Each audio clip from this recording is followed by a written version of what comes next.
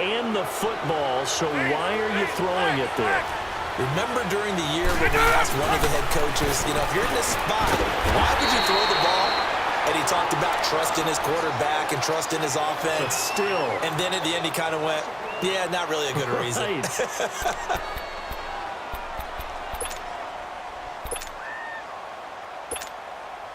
That pass play wound up for negative yardage, so here's 2nd and 11. He's back to throw. He takes it across for the touchdown, and they've taken the lead late in the final minute of the fourth. Wow. Wow. How many people are watching this one right here who gave up? Because that score, they might want to try and rush back into this stadium. Yeah, what looks like is going to be the game-deciding score, although a little bit of time left, so you can't count your chickens before they're hatched. Well, they better come back in here and watch this one because you and I, we're not going anywhere. We want to see this one play out. And Pittsburgh getting set to take the field. One possession game, time very much a factor. How does the offense handle this situation? Well, in a lot of cases, they should be somewhat relaxed. And I know that's counterintuitive because this is a pressure situation.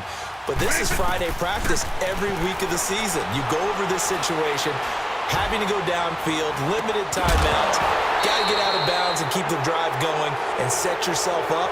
Defensively, you can't just lay back and let them do whatever they want. So it is a cat and mouse deal here. How much pressure will the defense bring, and how much pressure can the offense handle? We're going to find out. Line of scrimmage, again the 25, 2nd and 10.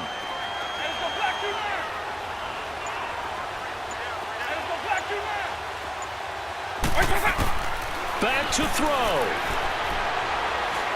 He's going to let it fly. And that's caught inside the 30.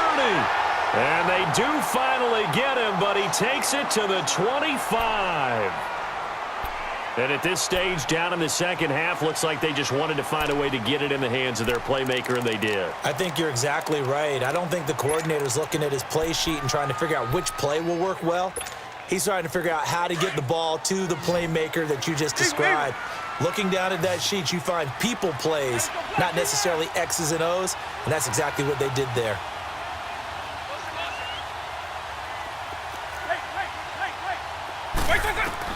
They'll look to throw. And that'll be incomplete with just 6 seconds left on the clock. And a great game comes down to this. Time for one play, and they've got to get it in the end zone. And I want every cover guy I've got in the game on defense, every extra defensive back who can make a play on the football. So whether it's nickel, dime, quarter, whatever you want to call it, I want 5, 6, 7 guys back there. An incomplete pass leads to 2nd and 10 from the 25. So now with 6 seconds remaining, we get a timeout on the field.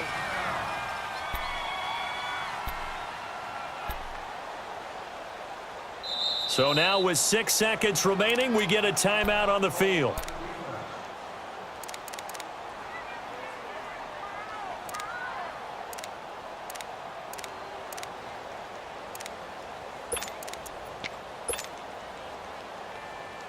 So after the incompletion on first, now 2nd and 10.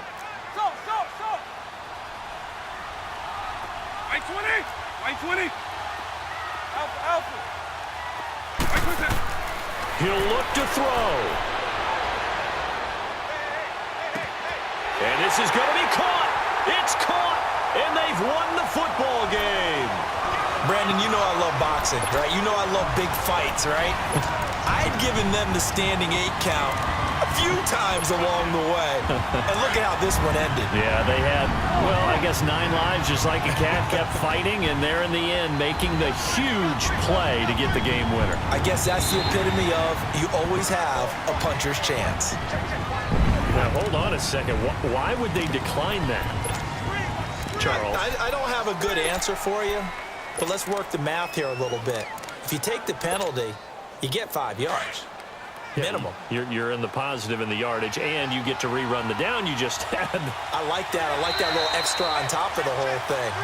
This makes 0 sense. Of course, the game can end with a defensive penalty, so they'll get one more crack. So now you get an untimed play, which should be the last one. And